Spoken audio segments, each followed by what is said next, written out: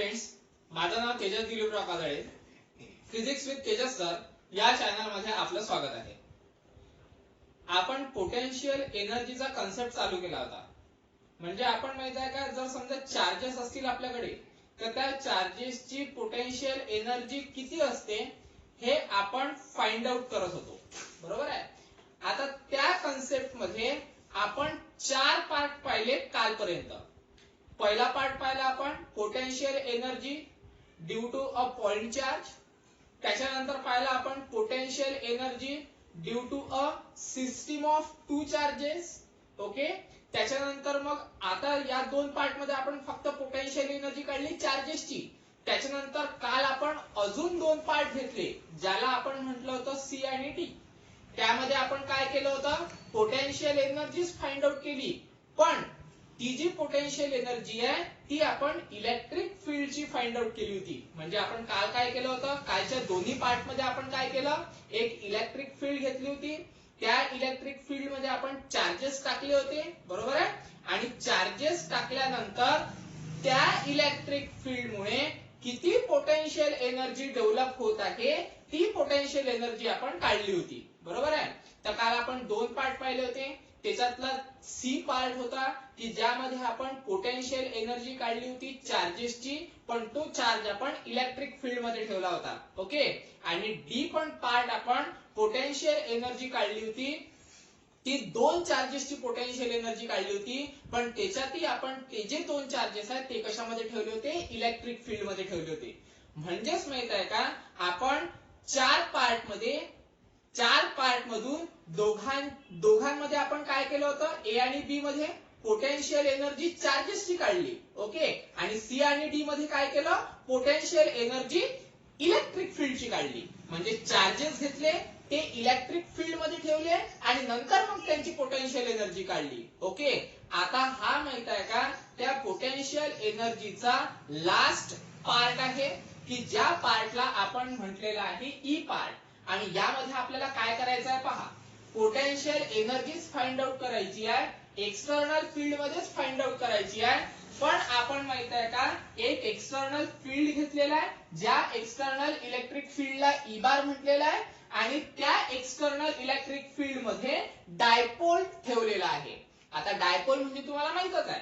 Dipole म्हणजे काय, आपण माहित आहे का, दोन चार्जेस घेत असतो. ओके. डायपोल म्हणजे काय, आपण दोन चार्जेस घेत असतो. एकाला म्हणतो आपण प्लस क्यू. ओके. दिसत नसेल तर एकाला म्हणतो आपण प्लस क्यू आणि एकाला म्हणतो आपण मायनस क्यू. ठीक आहे. आणि या दोन काय म्हणतात त्याला, चार्जेसला म्हणजे इक्वल आणि अपोजिट चार्जेसला जो काही एक्सिस काय करतो, जॉईन करतो, त्या एक्सिसला म्हणतो आपण डायपोल एक्सिस. म्हणजेच इन शॉर्ट काय करत असतो, आपण दोन चार्जेस घेत होतो, इक्वल आणि अपोजिट चार्ज. एक चार्ज जर प्लस क्यू असेल तर दुसरा चार्ज आपण मायनस क्यू घेत होतो. ओके.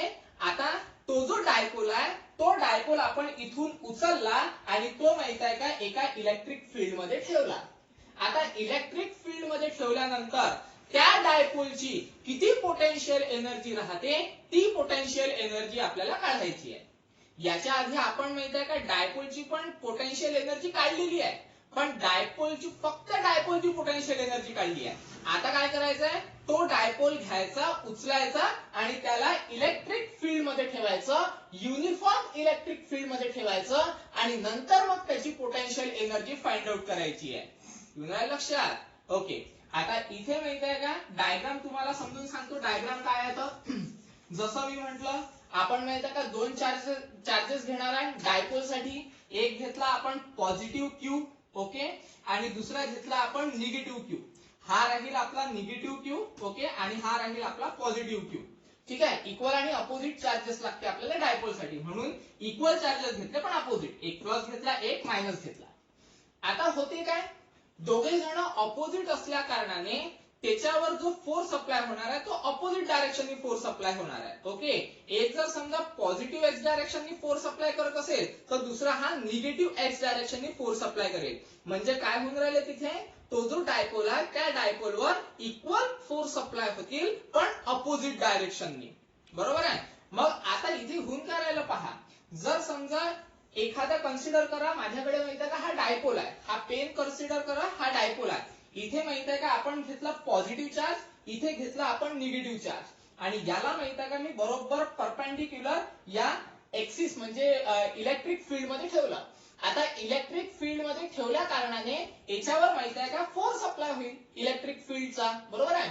मग इलेक्ट्रोस्टॅटिक फोर्स अप्लाय झाल्यामुळे एक मिळून राहिला तुम्हाला निगेटिव्ह फोर्स आणि एक मिळून राहिला तुम्हाला पॉझिटिव्ह फोर्स. म्हणजे याच्यावर माहित आहे का काही ना काही काय होणार आहे, फोर्स अप्लाय होणार आहे, आणि फोर्स अप्लाय झाल्यामुळे तो थोडासा काय होईल इथे ट्विस्ट होईल, बरोबर आहे. आता फोर्स अप्लाय झाला, एक जाईल पॉझिटिव्हनी एक जाईल निगेटिव्हनी, म्हणजे तो काय होणार आहे असा थोडासा असा काय होईल ट्विस्ट होईल. येऊन राहिलं लक्षात. म्हणजे इथे माहित आहे का अशा पद्धतीने त्याच्यावर काय होणार आहे फोर्स अप्लाय होणार आहे, म्हणजे इथे तो काय होणार आहे थोडासा ट्विस्ट होणार आहे. येऊन राहिलं लक्षात. आता इथे माहित आहे का ट्विस्ट होऊन राहिला, आणि ज्या वेळेस माहित आहे का आपण एखाद्या एक्सिसवर, ठीक आहे, किंवा एखाद्या पार्टिकलवर, कन्सिडर करा हा पार्टिकल आहे, आणि या पार्टिकलवर जेव्हा आपण इम्बॅलन्स फोर्स अप्लाय करतो, इम्बॅलन्स म्हणजे कन्सिडर करा एक पॉझिटिव्ह फोर्स आहे एक निगेटिव्ह फोर्स आहे, इम्बॅलन्स फोर्स अप्लाय करतो त्यावेळेस माहित आहे का तिथे आपण त्याला फोर्स नाही म्हणत, तिथे आपण त्याला काय म्हणतो टॉर्क म्हणतो. ठीक आहे. आपण माहित आहे का हा कन्सेप्ट कुठेतरी मी तुम्हाला सांगितलं असेल, टॉर्क म्हणजे काय होते तर लक्षात घ्यायचं. टॉर्क म्हणजे काय की आपण त्या पार्टिकलवर फोर्सच अप्लाय करतो, पण तो जो फोर्स आहे तो इम्बॅलन्स फोर्स असतो. ठीक आहे. आता कन्सिडर करा हा पार्टिकल आहे, या पार्टिकलवर मी काय करतो बॅलन्स फोर्स अप्लाय करतो. ठीक आहे. या साइडनी जेवढा फोर्स अप्लाय करेल तेवढाच या साइडनी फोर्स अप्लाय करेल. ओके. पहा हा कुठे चालला वरती वरती चालला, म्हणजे मी याला वरती आणत आहे तो वरती वरती येऊन राहिला, म्हणजे इनिशियल पोझिशन पासून, म्हणजे या इनिशियल पोझिशन पासून तो फायनल पोझिशनला व्यवस्थित येऊन राहिलेला आहे, बरोबर आहे. मग ज्या वेळेस एखादा पार्टिकल इनिशियल पोझिशन पासून फायनल पोझिशनला जर समजा येत असेल तर तिथे माहित आहे का आपण फोर्स अप्लाय करत असतो, त्यालाच आपण काय म्हणतो इक्वल फोर्स असं म्हणत असतो. ठीक आहे. किंवा त्याला आपण बॅलन्स फोर्स म्हणतो. जेवढा फोर्स या डायरेक्शननी राहील तेवढाच फोर्स या डायरेक्शननी राहील, म्हणजे काय होऊन राहिला तो फोर्स बॅलन्स होऊन राहिलेला आहे. पण ज्या वेळेस मी इम्बॅलन्स फोर्स अप्लाय करेल, इम्बॅलन्स फोर्स म्हणजे अपोजिट डायरेक्शननी, इकडे जर समजा मी फोर्स अप्लाय केला, इकडे मी अपवर्ड डायरेक्शननी फोर्स करतो आणि तेवढाच फोर्स माहिती आहे का डाऊनवर्ड डायरेक्शननी करतो. म्हणजे इकडे जर समजा मी पॉझिटिव्ह अप्लाय केला तर इकडे मी काय करतो निगेटिव्ह, म्हणजे तो काय होऊन राहिला टर्न होऊन राहिला. ओके. तर इथे माहित आहे का हाच मुद्दा आहे. ज्या वेळेस आपण एखाद्या पार्टिकलवर फोर्स अप्लाय केल्यानंतर, किंवा आपण असं म्हणू एखाद्या पार्टिकलवर इम्बॅलन्स फोर्स अप्लाय केल्यानंतर तो जर समजा टर्न होत असेल तेव्हा त्याच्यावर आपण फोर्स अप्लाय नसतो करत, त्याच्यावर आपण काय अप्लाय करत असतो टॉर्क अप्लाय करत असतो. म्हणजे त्याच फोर्सला आपण काय म्हणत असतो टॉर्क असं म्हणत असतो. म्हणजेच इन शॉर्ट इम्बॅलन्स फोर्स म्हणजेच काय राहतो टॉर्क राहतो. ठीक आहे. म्हणजे इम्बॅलन्स फोर्स म्हणजे कन्सिडर करा इकडे मी किणी फोर्स अप्लाय नाही करत आणि इकडे काहीतरी फोर्स अप्लाय करतो, पहा काय होऊन राहिला तो ट्विस्ट होऊन राहिलेला आहे, त्याला आपण काय म्हणत असतो नेहमी टॉर्क म्हणतो. किंवा असं पकडा इकडे मी पॉझिटिव्ह फोर्स अप्लाय करतो आणि इकडे मी निगेटिव्ह फोर्स अप्लाय करतो, तेव्हा पण तो काय होत आहे ट्विस्ट होत आहे, तर त्याला आपण काय म्हणत असतो टॉर्क म्हणत असतो. ठीक आहे. जसं आता एक्झाम्पल जर समजा द्यायचं झालं टॉर्कचं तर काय तर आपलं दार, ठीक आहे, दरवाजा आपला. ठीक आहे. आता त्याच्यावर माहित आहे का आपण माहित आहे का एका साइडनी फोर्स अप्लाय करतो आणि एका साइडनी तो फिक्स राहतो, म्हणजे दुसऱ्या साइडनी आपण माहित आहे का त्याच्यावर फोर्स अप्लाय करत नाही, आपण फक्त एकाच साइडनी फोर्स अप्लाय करतो, बरोबर आहे. मग एका साइडनी फोर्स अप्लाय केल्यानंतर तो काय एकदम निघूनच येतो का आपल्याकडे, नाही, तो काय होतो रोटेट होतो असा, बरोबर आहे ना. म्हणजे इकडून जर फोर्स अप्लाय केला तर तो काय होतो असा रोटेट होतो. म्हणजेच काय होऊन राहिलेलं आहे त्याचं ट्विस्टिंग होऊन राहिलेलं आहे. म्हणजेच तो काय होऊन राहिलेला आहे त्याच्यावर आपण काय अप्लाय करतो आहे तर टॉर्क अप्लाय करतोय. म्हणजे एकदम सिंपल आहे. ज्या वेळेस आपण एखाद्या पार्टिकलवर फोर्स अप्लाय केल्यानंतर तो जर समजा पार्टिकल रोटेट होत असेल तर तेव्हा आपण त्याला काय म्हणतो टॉर्क म्हणतो. ओके. तर इथे तेच होऊन राहिलं ना. आता इथे काय होतंय पहा, हा चालला पॉझिटिव्हनी, ओके, हा चालला निगेटिव्हनी, म्हणजे याच्यावर माहिती आहे का फोर्स अशा पद्धतीने लागत आहे ना, म्हणजे हा ट्विस्ट होऊन राहिला ना. मग आता हा जर समजा ट्विस्ट होऊन राहिलेला आहे म्हणजेच काय तर या डायपोलवर टॉर्क अप्लाय होत आहे. तर मग तो जो टॉर्क आहे त्या डिनोट करतो टाऊनी. ओके, त्या टॉर्कला मी कशाने डिनोट करतो तर टाऊनी डिनोट करतो किंवा त्याला आपण म्हणू टाऊ बार. ठीक आहे का बरं, कारण टॉर्क ही नेहमी काय असते व्हेक्टर क्वांटिटी असते. ओके, मग आता टॉर्कचा फॉर्म्युला काय, टॉर्कचा फॉर्म्युला राहते फोर्स इंटू रेडियस. ओके, पण इथे माहित आहे का टॉर्कचा फॉर्म्युला आपल्याला मिळणार आहे, तो मिळणार आपल्याला पी बार. ओके, पी बार म्हणजे काय, ही जी डायरेक्शन आहे याला आपण पी बार म्हणू. ओके, आणि क्रॉस आपल्याला काय मिळणार आहे इलेक्ट्रिक फील्ड. ठीक आहे, तर हा राहील आपला टॉर्कचा फॉर्म्युला. कशामध्ये, या potential energy of dipole in external electric field मध्ये. ठीक आहे, इन जनरल टॉर्कचा फॉर्म्युला राहतो फोर्स इंटू रेडियस, पण इथे माहित आहे का आपल्याला फॉर्म्युला मिळणार आहे पी बार क्रॉस ई बार. ठीक आहे, पी बार म्हणजे काय आहे, एक वेक्टर आहे तो. ठीक आहे, पी बार तो डायरेक्शन दाखवून राहिला. ठीक आहे, त्याच्यानंतर ई बार म्हणजे तुम्हाला माहित आहे काय आहे, ई बार म्हणजे काय होते तर ई बार म्हणजे माहित आहे का इलेक्ट्रिक फील्ड. लक्षात, म्हणजेच काय तर पी बार आणि ई बार या दोघांचा जेव्हा आपण क्रॉस प्रोडक्ट घेऊ तेव्हा आपल्याला काय मिळणार आहे, टॉर्क मिळणार आहे. इथपर्यंत आलं लक्षात. ओके, त्याच्यानंतर पहा, कन्सिडर करा याला इक्वेशन नंबर 1. आता तुम्हाला माहित आहे, तुम्ही जर समजा की व्हेक्टर शिकले असाल तर व्हेक्टर मध्ये माहित आहे का एक फंडा होता. कोणता फंडा होता, जर समजा ए बार ठीक आहे आणि क्रॉस बी बार जर असेल, म्हणजे जर समजा आपण दोन व्हेक्टरचा क्रॉस प्रोडक्ट घेतला तर आपल्याला माहित आहे का तिथे एक अँगल मिळतो आणि त्याच अँगलला आपण काय म्हणत असतो साइन थिटा म्हणत असतो. म्हणजेच माहित आहे का ए बार क्रॉस बी बार जर असेल तर आपल्याला त्याचा रिझल्ट पाहायला मिळतो ए बी साइन थिटा.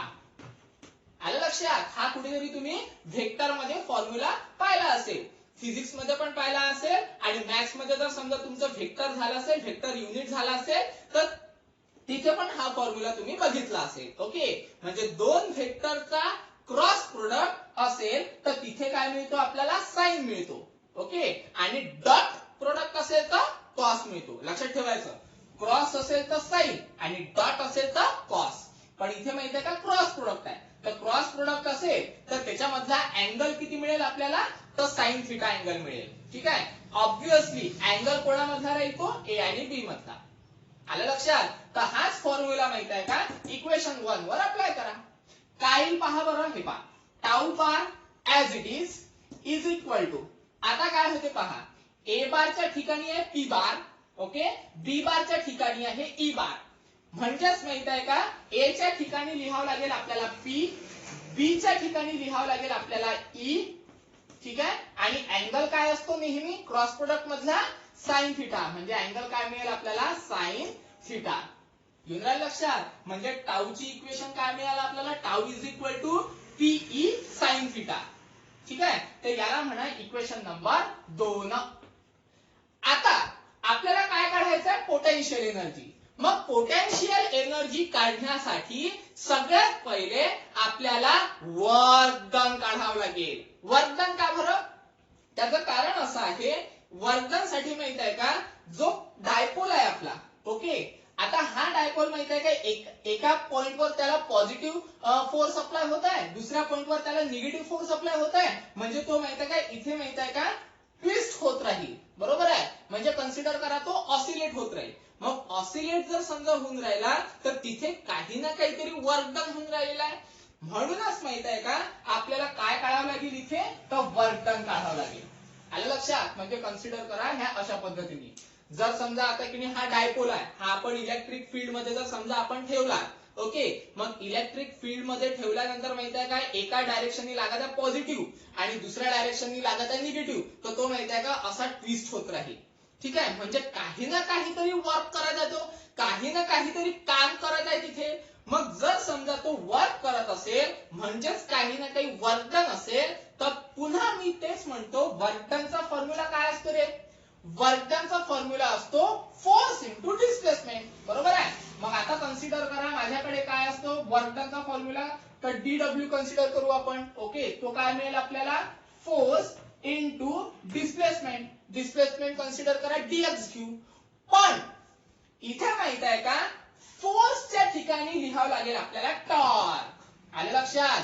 कारण माहित आहे का, पहिलेच सांगितलं होतं मी, ज्या वेळेस मी हा टॉपिक स्टार्ट केला होता त्याच वेळेस म्हटलं होतं torque is nothing but a force. म्हणजे फोर्स हाच एक प्रकारचा काय आहे, टॉर्क आहे. बरोबर आहे. पण त्याला आपण टॉर्क का बरं म्हणतो? कारण जर समजा एखाद्या पार्टिकलवर आपण फोर्स अप्लाय केल्यानंतर तो जर समजा ट्विस्ट होत असेल तर त्याला आपण काय म्हणत असतो? टॉर्क म्हणत असतो. म्हणजेच काय, तर फोर्सच्या जागेवर आपल्याला काय अप्लाय करावं लागेल? टॉर्क अप्लाय करावं लागेल. ओके, तर मग कन्सिडर करा D W as it is. फोर्सच्या जागेवर ठेवायचं आपल्याला टॉर्क आणि डिस्प्लेसमेंट. आता इथे डिस्प्लेसमेंट कोणती होऊन राहिलेली आहे? तर तुम्हाला सगळ्यांना माहित आहे, ज्या वेळेस माहित आहे का एखादी बॉडी रोटेट होत असते किंवा एखादी बॉडी माहित आहे का रोटेट होत असते, त्यावेळेस तिथे ती बॉडी अँग्युलर डिस्प्लेसमेंट परफॉर्म करत असते. बरोबर आहे ना? मग अँग्युलर डिस्प्लेसमेंट परफॉर्म करत असेल तर अँग्युलर डिस्प्लेसमेंटला आपण कशाने डिनोट करत असतो? तर अँग्युलर डिस्प्लेसमेंटला करत असतो आपण थिटाने डिनोट. बरोबर आहे. म्हणजेच माहित आहे का अँग्युलर डिस्प्लेसमेंट इथे काय येणार? तर अँग्युलर डिस्प्लेसमेंट येईल इथे थिटा, म्हणजे डी थिटा. कारण अँग्युलर डिस्प्लेसमेंट ही एकदम स्मॉल अमाउंट मध्ये आहे. मग अँग्युलर डिस्प्लेसमेंट जर समजा स्मॉल अमाउंट मध्ये असेल तर आपल्याला तिथे माहित आहे का थिटाच्या जागेवर काय घ्यावा लागेल? डी थिटा घ्यावा लागेल. आलं लक्षात? पण हे जे काही वर्क डन आपल्याला मिळालं हे वर्क डन एकदम स्मॉल वर्क डन आहे. बरोबर आहे. कारण आपण तिथे डी डब्ल्यू घेतलेला आहे म्हणजे एकदम स्मॉल वर्क डन. पण आपल्याला तर लार्ज वर्क डन पाहिजे असते. मग आपल्याला तिथे काय घ्यावं लागेल? इंटिग्रेशन घ्यावं लागेल. पण ते जे इंटिग्रेशन आहे ते इंटिग्रेशन आपल्याला एका लिमिट मध्ये घ्यावं लागेल आणि ती लिमिट राहील थिटा 0 पासून तर थिटा पर्यंत. आलं लक्षात? थिटा 0 म्हणजे स्मॉल डिस्प्लेसमेंट आणि थिटा म्हणजे लार्ज डिस्प्लेसमेंट. म्हणजे स्मॉल डिस्प्लेसमेंट पासून तर लार्ज डिस्प्लेसमेंट पर्यंत आपल्याला काय घ्यावं लागेल? लिमिट घ्यावं लागेल. ओके, आणि या लिमिटच्या मध्ये आपल्याला करावं लागेल इंटिग्रेट. ठीक आहे, तर लिहिताना असं लिहू आपण integrate about equation. Okay, within limit theta 0 to theta. म्हणजे वरच्या इक्वेशनला इंटिग्रेट करा कोणत्या लिमिट मध्ये? थिटा 0 पासून तर थिटा पर्यंत. करा इंटिग्रेट, काय होते पहा. आता इंटिग्रेट घेऊ आपण कोणाचं? डीडब्ल्यू चं. ओके, याला लिमिट द्यायची गरज नाही आहे. लिमिट कोणाला द्यावं लागेल आपल्याला? डी थिटाला. म्हणजेच integration theta 0 to theta. Okay, त्याच्यानंतर टाऊ इंटू डी थिटा. आलं लक्षात? तर हे आहे आपलं इंटिग्रेशन. करा इंटिग्रेशन. डीडब्ल्यू चं इंटिग्रेशन काय होते रे? डीडब्ल्यू चं इंटिग्रेशन डायरेक्ट मिळते आपल्याला. काय असते ते? तर डब्ल्यू. ओके, भरपूरदा आपण इंटिग्रेशन केलेलं आहे. जसं आपण सुरुवातीला घेतलं होतं डी फाय चं इंटिग्रेशन, तर आपण त्याला म्हटलं होतं फाय. डीएक्स चं इंटिग्रेशन त्याला म्हटलं होतं आपण एक्स. तसंच माहित आहे का डीडब्ल्यू चं इंटिग्रेशन काय येणार? तर ते डीडब्ल्यू चं इंटिग्रेशन येईल डब्ल्यू. ओके, त्याच्यानंतर इकडे इंटिग्रेशन जे आहे ते इंटिग्रेशन ऍज इट इज ठेवा. Theta 0 as it is to theta. Okay, त्याच्यानंतर टाऊ. टाऊ ची व्हॅल्यू किती आहे रे आपल्याकडे? हे इक्वेशन नंबर 2 मध्ये आहे. किती आहे ती? PE sine theta. घ्या मग व्हॅल्यू. टाऊच्या ठिकाणी काय घ्यावं लागेल? P into E sine theta. Okay, ही टॉर्कची व्हॅल्यू. त्याच्यानंतर काय आहे आपल्याकडे? तर इंटू डी थिटा. त्याच्यानंतर पी आणि ई हे दोघे कॉन्स्टंट आहे. कारण आपण सुरुवातीलाच म्हटलं होतं ई म्हणजे uniform electric field. Uniform electric field म्हणजे ती कुठेच बदलणार नाही. म्हणजे काय राहील? ती कॉन्स्टंट राहील. मग आता कॉन्स्टंट समजा आहे तर काय मिळेल आपल्याला? पहा, कॉन्स्टंट आहे तर W as it is. Okay, integration constant वर अप्लाय होत नसते. जिंदगीभर लक्षात ठेवायचं. ज्याला मॅथमॅटिक्स आणि फिजिक्स मध्ये करिअर करायचं आहे त्याने जिंदगीभर लक्षात ठेवायचं इंटिग्रेशन कॉन्स्टंट वर अप्लाय होत नसते. ओके, तर त्याला बाहेर काढा. बाहेर काढल्यानंतर काय मिळेल आपल्याला? P E. ठीक आहे, इंटिग्रेशन कोणाचं होईल साइन थिटा डी थिटाचं. करा मग integration. Integration of theta 0 to theta sine theta D theta. Okay, आता करायचं इंटिग्रेशन. आता काही नाही, सरळ फॉर्म्युला लागतो, स्टँडर्ड फॉर्म्युला आहे. जेव्हा आपण माहित आहे का डिफरन्शियल कॅल्क्युलस आणि इंटिग्रल कॅल्क्युलस घेतलं होतं त्यावेळेस मी तुम्हाला फॉर्म्युला सांगितले होते. ओके, तर ते फॉर्म्युला डायरेक्ट मिळतो आपल्याला, तिथे काही आपल्याला सॉल्व्ह करायची काही गरज नाही आहे. ओके, तर काय फॉर्म्युला राहतो पहा. W as it is equal to PE constant as it is. इथे माहिती आहे का साइन थिटाचं इंटिग्रेशन, साइन थिटाचं इंटिग्रेशन काय होते रे, साइन थिटाचं इंटिग्रेशन होते मायनस कॉस थिटा. ओके, आणि लिमिट किती लावावं लागेल आपल्याला थिटा 0 पासून तर थिटा पर्यंत. ज्याला इंटिग्रेशन माहित नाही त्याला मी किती इंटिग्रेशन इथे लिहून देतो. ठीक आहे, साइन थिटाचे इंटिग्रेशन काय होते मायनस कॉस थिटा. आलं लक्षात. एक minute. Is equal to minus cos theta. ठीक आहे, ज्याला लक्षात नाही राहील त्यांनी माहित आहे का हे नोट डाऊन करून ठेवायचं. तसे फॉर्म्युले मी तुम्हाला लिहून दिलेलेच आहे, तुम्ही ते बघू शकता. Okay, sine theta D theta is equal to काय मिळेल आपल्याला मायनस कॉस थिटा. त्याच्यानंतर काय होते पहा, this implies W as it is. Okay, त्याच्यानंतर पीई as it is. त्याच्यानंतर आता एक काम करा, हा जो मायनस साइन आहे हा मायनस साइन बाहेर काढून घ्या सगळ्यात पहिले, म्हणजे माहिती आहे का कॉम्प्लिकेशन्स निर्माण होणार नाही. म्हणजे मायनस साइन पहिलेच बाहेर काढतो, पीई as it is ठेवून देतो. आता लिमिट पुट करा. आता लिमिट कशावर पुट करावं लागेल, कारण मायनस तर साइन नाही आहे, मायनस तर बाहेर काढलं. लिमिट कशावर पुट करावं लागेल, या थिटाच्या जागेवर. ओके, मग लिमिट कसे पुट करत असतो आपण, upper limit minus lower limit. ठीक आहे, मग आता आहे आपल्याकडे कॉस, अप्पर लिमिट आहे theta. Okay, minus cos lower limit आहे थिटा 0. आलं लक्षात. त्याच्यानंतर एक काम करा, मायनस साइन आतमध्ये टाकून द्या या ब्रॅकेटच्या. काय ते पहा बरं आन्सर. मग this implies W as it is म्हणजे वर्क as it is. त्याच्यानंतर PE as it is. Okay, plus minus minus cos theta as it is. Okay, त्याच्यानंतर मायनस मायनस प्लस, तर प्लस as it is. आणि हा जो cos theta 0 आहे हा cos theta 0 पण as it is. ओके, या कॉस थिटा 0 ला कॉस थिटा नॉट असं सुद्धा म्हटलं जाते. ओके, काही ठिकाणी आपण त्याला नॉट पण म्हणू शकतो. ओके, काही ठिकाणी म्हणजे नॉट पण म्हणता येईल. ओके, त्याच्यानंतर आता फक्त याला तुम्ही व्यवस्थित अरेंज करून घेऊ. म्हणजे प्लस ची टर्म पहिली लिहू, मायनस ची नंतर लिहू. काय ते पहा बरं answer. W as it is. त्याच्यानंतर PE as it is. फक्त गडबड इथे करायची आपल्याला.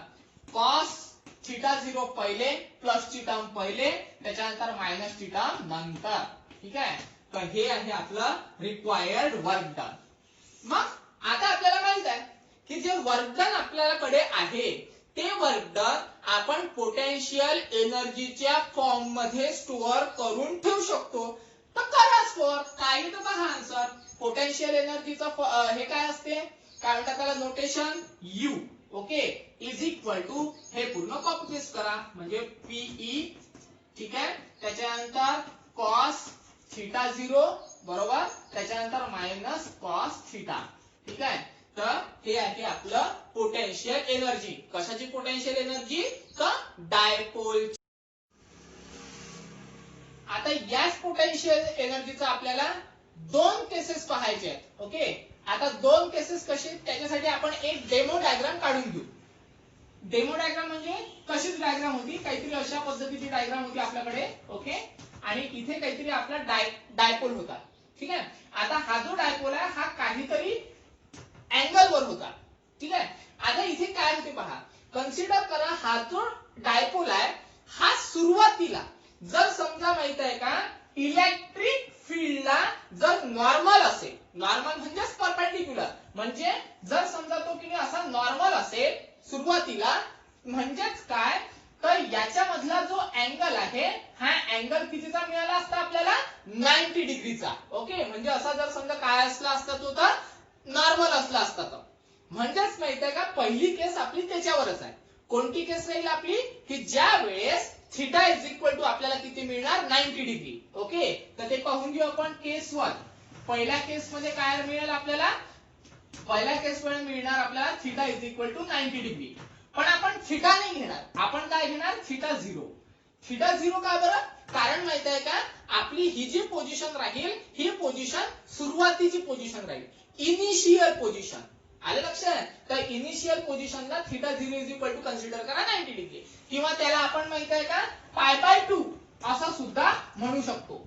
तर मग एक काम करा, ही जी व्हॅल्यू आहे theta is equal to 90 degree किंवा π/2 ही माहित आहे का या इक्वेशन मध्ये पुट अप करा. काय येते आन्सर पहा. पहा potential energy as it is, त्याच्यानंतर PE as it is. Okay, त्याच्यानंतर आहे कॉस थिटा 0. मग थिटा 0 च्या जागेवर काय ठेवायचं आपल्याला 90 डिग्री. ओके, तर मिळणार आपल्याला कॉस थिटा 0 च्या जागेवर मिळणार आपल्याला 90 डिग्री. ओके, त्याच्यानंतर मायनस कॉस थिटा हा ऍज इट इज. ठीक आहे, मायनस कॉस थिटा हा मिळणार आपल्याला ऍज इट इज. त्याच्यानंतर आता कॉस 90, कॉस 90 ची व्हॅल्यू किती असते रे ट्रिग्नोमेट्रिक टेबलच्या अनुसार 0. ओके, म्हणजेच मग काय मिळेल आपल्याला पहा u is equal to PE as it is. ठीक आहे, कॉस 90 डिग्रीची व्हॅल्यू राहते 0, त्याच्यानंतर मायनस काय मिळणार आपल्याला कॉस थिटा. आता 0 ची व्हॅल्यू आपल्या 0 ची काही विषय नसतो, बरोबर आहे ना, म्हणजे 0 चा काही फरक पडत नाही आपल्याला, म्हणजे 0 तसंच कॅन्सल होऊन जातो. म्हणजेच माहित आहे का पोटेन्शियल एनर्जी किती मिळेल आपल्याला, तर पोटेन्शियल एनर्जी मिळेल plus minus minus PE cos theta. ठीक आहे, हा राहील आपला पोटेन्शियल एनर्जी. कधीची पोटेन्शियल एनर्जी, ज्या वेळेस थिटा 0 इज इक्वल टू किती राहील 90 डिग्री. आलं लक्षात. आता माहित आहे का आपल्याला जावं लागेल व्हेक्टर मध्ये. आता व्हेक्टर मध्ये माहित आहे का तुम्ही एक फॉर्म्युला पाहिला असेल. कोणता फॉर्म्युला, तर एक आहे होता A bar dot B bar is equal to आपल्याला काय मिळत होतं ए बी कॉस थिटा. बरोबर आहे ना. हा कुठेतरी तुम्ही व्हेक्टर मध्ये पाहिला असेल, फिजिक्स मध्ये पाहिला असेल आणि मॅथ्स मध्ये पण पाहिला असेल. काय करत होतो आपण, जर समजा ज्या वेळेस दोन व्हेक्टरचा डॉट प्रोडक्ट जर समजा असेल तर तेव्हा आपल्याला एक अँगल मिळत होता आणि तो अँगल कोणता होता कॉस थिटा. म्हणजेच ए बार डॉट बी बार जर असेल तेव्हा आपल्याला काय मिळत होतं ए बी कॉस थिटा मिळत होतं.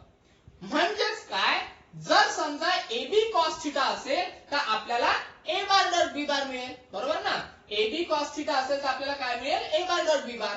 तसंच मग इथे आहे ना, इथे काय आहे पीई कॉस थिटा. तर मग याला माहित आहे का या फॉर्म्युल्याच्या अनुसार असं लिहिता येते का पहा बरं, potential energy is equal to PE cos थिटाच्या जागेवर आपल्याला लिहिता येईल P bar dot E bar. ठीक आहे, कोणत्या फॉर्म्युल्याच्या अनुसार, या फॉर्म्युल्याच्या अनुसार.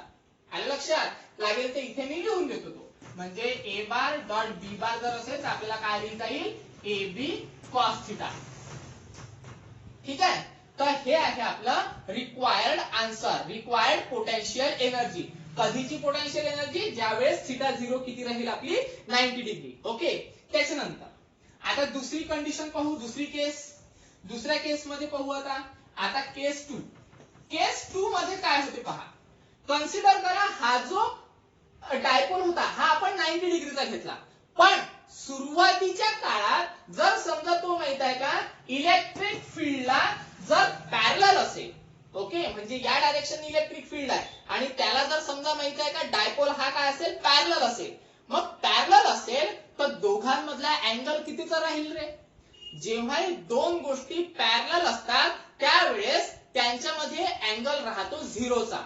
म्हणजेच माहित आहे का जो काही डायपोल आहे तो डायपोल जर समजा इलेक्ट्रिक फील्डला पॅरलल आला तर त्याच्यामध्ये अँगल कितीचा मिळेल आपल्याला 0चा अँगल मिळेल. म्हणजेच माहित आहे का जी दुसरी केस राहील आपली, त्या दुसऱ्या केस मध्ये थिटा इज इक्वल टू किती घ्यावं लागेल आपल्याला 0. थिटा म्हणजे theta not is equal to 0, किंवा त्याला आपण म्हणतो theta 0 is equal to 0. Put up करा या इक्वेशन मध्ये, काय ते आन्सर पहा. Potential energy as it is equal to PE पण as it is into cos theta 0 च्या जागेवर टाकायचा आहे 0, म्हणजे कॉस 0. ओके, त्याच्यानंतर मायनस कॉस थिटा हा as it is cos theta. ठीक आहे. मग आता पहा काय मिळते तर value u as it is equal to PE पण as it is. Okay. Cos 0 म्हणजे रे ट्रिग्नोमेट्रिक टेबलच्या नुसार कॉस 0 ची व्हॅल्यू किती येते 1. म्हणजे मग आपल्याला कॉस 0 ची व्हॅल्यू काय टाकावं लागेल 1. ओके. त्याच्यानंतर minus cos theta. Cos theta हा ऍज इट इज राहील. ठीक आहे. तर हे मिळालं आपल्याला लास्ट पोटेन्शियल एनर्जी. कधी? ज्या वेळेस जो डायपोल आहे हा डायपोल इलेक्ट्रिक फील्डला काय राहील पॅरलल राहील. ठीक आहे. तर ह्या आहेत आपल्या दोन केसेस. हा जनरल फॉर्म्युला काढला आपण डायपोलचा पोटेन्शियल एनर्जीचा. ओके. त्याच्यानंतर त्याच्या आपण दोन केसेस काय केले आहेत सॉल्व्ह केलेले आहेत. ठीक आहे. तर हा आहे आपला पूर्ण कशाचा टॉपिक पोटेन्शियल एनर्जीचा टॉपिक. तर त्या पोटेन्शियल एनर्जीच्या टॉपिक मध्ये आपण माहिती आहे का 5 पार्ट कंप्लीट केले. पहिल्या पार्ट मध्ये आपण म्हटलं potential energy due to a point charge in an electric field. Okay. दुसऱ्या पार्ट मध्ये आपण काय म्हटलं potential energy due to a two charges in an electric field. तिसऱ्या पार्ट मध्ये आपण काय म्हटलं की असे चार्जेस घेतले आपण की एक चार्ज घेतला तो चार्ज माहित आहे का इलेक्ट्रिक फील्ड मध्ये ठेवला आणि नंतर मग आपण त्याचं काय काढलं पोटेन्शियल एनर्जी काढली. ओके. त्याच्यानंतर दोन चार्जेस इलेक्ट्रिक फील्ड मध्ये ठेवले त्याच्यानंतर त्याचं पोटेन्शियल एनर्जी काढलं. ओके. आता आपण काय ठेवलं डायपोल हा इलेक्ट्रिक फील्ड मध्ये ठेवला आणि मग त्याचं काय काढलं इलेक्ट्रिक पोटेन्शियल काढलं किंवा पोटेन्शियल एनर्जी काढली. आले लक्षात. तर हा झाला आपला पूर्ण कन्सेप्ट ज्यामध्ये आपण 5 पार्ट पाहिले. आले लक्षात. काही अडचण असेल ओके काही अडचण असेल तर तुम्ही मला फोन किंवा मेसेजच्या माध्यमातून विचारू शकता. ठीक आहे. आज स्टॉप करू. नेक्स्ट लेक्चरला नवीन टॉपिक पाहू आपण. आले लक्षात. ठीक आहे. तर हा आहे पोटेन्शियल एनर्जीचा पूर्ण कन्सेप्ट. ठीक आहे. धन्यवाद.